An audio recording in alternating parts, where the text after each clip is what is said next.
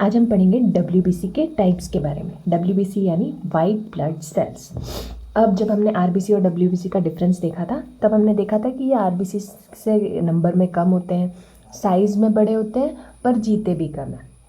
अब देखते हैं कि ये कितने टाइप्स के होते हैं। ये होते हैं दो टाइप्स के, ग्रैन्युलोसाइट्स और अग्रैन्युलोसाइट्स।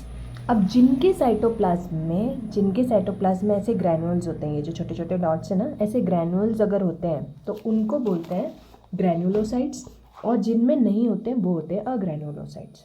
अब ग्रैन्युलोसाइट्स होते हैं 3 टाइप्स के। कौन से? न्यूट्रोफिल्स, यूसिनोफिल्स और बेसोफिल्स। और अग्रैन्युलोसाइट्स होते हैं 2 टाइप के, मोनोसाइट्स और लिम्फोसाइट्स। अब इसमें भी न्यूट्रोफिल्स और मोनोसाइट्स ये दोनों फैगोसाइटिक होते हैं, मतलब ये किसी भी फॉरेन ऑर्गेनिज्म को खा लेते हैं, खा के डाइजेस्ट करके मारते हैं उन्हें। यूसिनोफिल्स ये भी डिस्ट्रॉय करते हैं, पर ये स्पेशली पैरासाइट्स को डिस्ट्रॉय करता है। और बेसोफिल्स ये हीलिंग में, मतलब जब हमें चोट लग जाती है और फिर हम उसे हील होने के लिए, ठीक होने के लिए छोड़ देते हैं, तो उस टाइम पे बेसोफिल्स हेल्प करते हैं। फिर लिम्फोसाइट्स, ये हमारी इम्यूनिटी में हेल्प करेगा।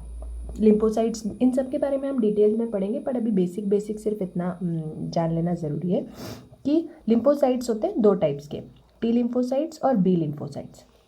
अब टी लिम्फोसाइट्स भी और 4 टाइप्स के होते हैं। कौन से?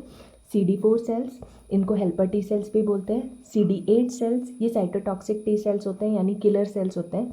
फिर ये suppressor T cells, memory T cells. और बी लिम्फोसाइट्स भी 2 टाइप्स के होते हैं, प्लाज्मा बी सेल्स और बी लिम्फोसाइट्स और मेमोरी बी लिम्फोसाइट्स।